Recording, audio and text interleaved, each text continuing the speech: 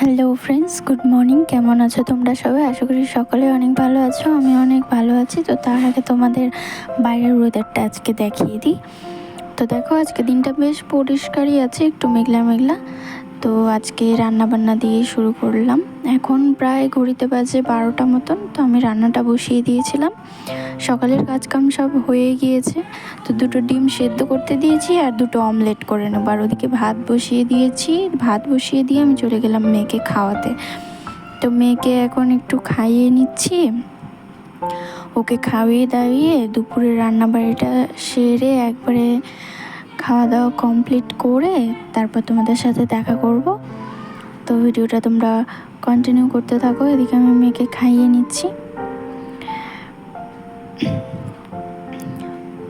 মেয়েকে খাওয়ানো শেষ হয়ে গেলে দুপুরের খাওয়া দাওয়া সেরে তার মাঝখানে আমার হাজব্যান্ডও এসেছিলো, খাওয়া দাওয়া করেই চলে গিয়েছে কাজে।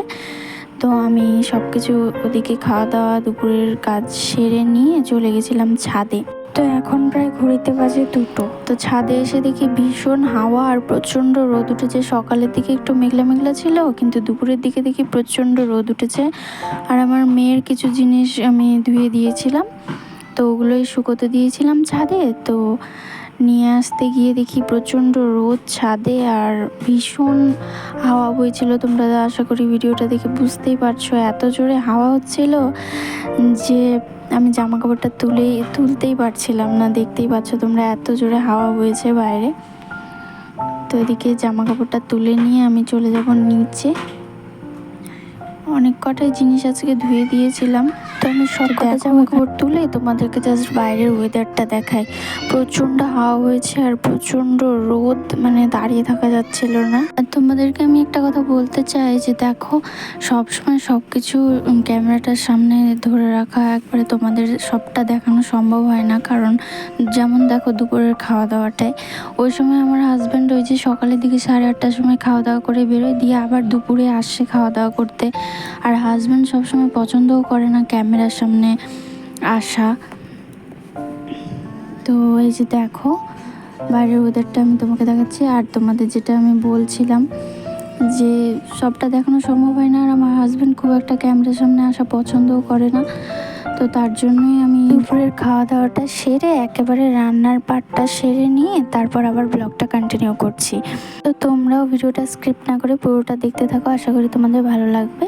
তো আমি এখন নিচে চলে এসেছিলাম, আর নিচে এসে আমি আগে আমার মেয়েকে ঘুম দিয়ে নিলাম। কারণ বাচ্চা মানুষ দুষ্টামি করবে, কাজে বিরক্ত করবে, তাই ওকে আগে ঘুম দিয়ে নিলাম। আর ছাদ থেকে যে জামা কাপড়গুলো তুলে নিয়ে এসেছিলাম, ওগুলো এখন আমি সুন্দর করে পাট করে ভাঁজ করে যেটা যেখানে ছিল জায়গা মতো রেখে দিব। হাউসওয়াইফদের যে কাজ থাকে প্রতিদিন, ঘর গোছানো, পরিষ্কার করা, খাওয়ানো দাওয়ানো, রান্নাবাড়ি, এই তো।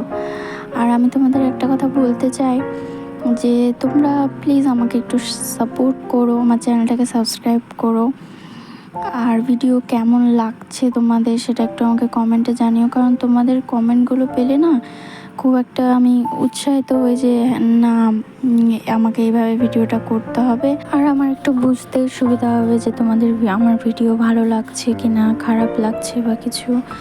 তো তোমাদের এই একটা কথাই আমার বলার বারবার করে যে তোমরা প্লিজ আমাকে একটু সাপোর্ট করো। কারণ তোমাদের সাপোর্ট ছাড়া তো কোনো কিছুই সম্ভব নয়।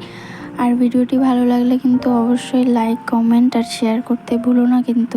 তো দুপুরে ভাত ঘুম দিয়ে একবারে রাতের খাবারের সাথে আজকের ব্লগটা এত দূরই।